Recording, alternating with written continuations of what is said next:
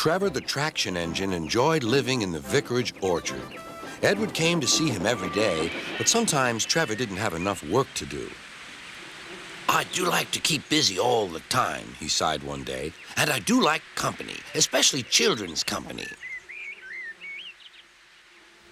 Cheer up, smiled Edward. Sir Topham Hatt has work for you at his new harbor.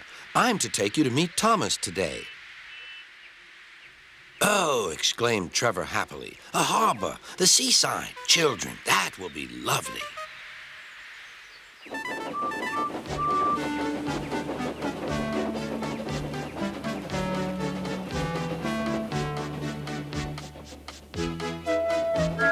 Thomas was on his way to the harbor with a trainload of metal pilings. They were needed to make the harbor wall firm and safe. Hello, Thomas, said Edward. This is Trevor, a friend of mine. He's a traction engine. Thomas eyed the newcomer doubtfully. A what engine? A traction engine, explained Trevor. I run on roads instead of rails. Can you take me to the harbor, please? Sir Topham Hatt has a job for me. Yes, of course, replied Thomas, but he was still puzzled. Workmen coupled Trevor's car to Thomas's train, and soon they were ready to start their journey.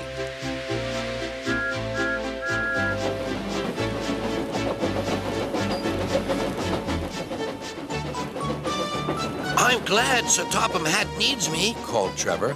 I don't have enough to do sometimes, you know, although I can work anywhere, in orchards, on farms, in scrapyards, even at harbors. But you don't run on rails, puffed Thomas. I'm a traction engine. I don't need rails to be useful, replied Trevor. You wait and see.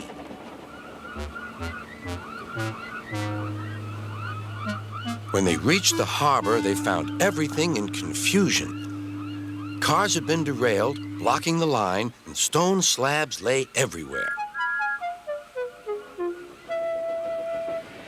We must get these pilings past, said Thomas's driver. They are essential. Trevor, we need you to drag them round this mess. Just the sort of job I like, replied Trevor. Now you'll see, Thomas. I'll soon show you what traction engines can do. Trevor was as good as his word. He dragged the pilings clear with chains and towed them into position. Who needs rails? He muttered cheerfully to himself.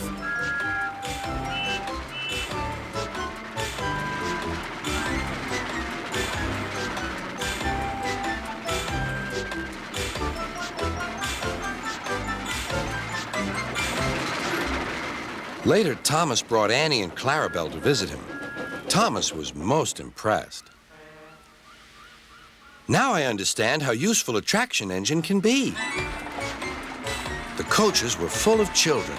Trevor gave them rides along the harbor. He liked this best of all.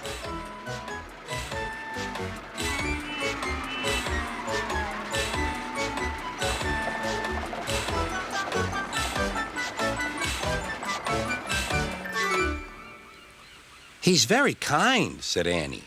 He reminds me of Thomas, added Clarabelle. Everyone was sorry when it was time for Trevor to go. Thomas pulled him to the junction. A small tear came into Trevor's eye. Thomas pretended not to see. He whistled gaily to make Trevor happy. I'll come and see you if I can, he promised. The vicar will look after you, and there's plenty of work for you now at the orchard, but we may need you again at the harbor someday. That would be wonderful, said Trevor. That evening, Trevor stood remembering his new friend Thomas, the harbor, and most of all, the children. Then he went happily to sleep in the shed at the bottom of the orchard.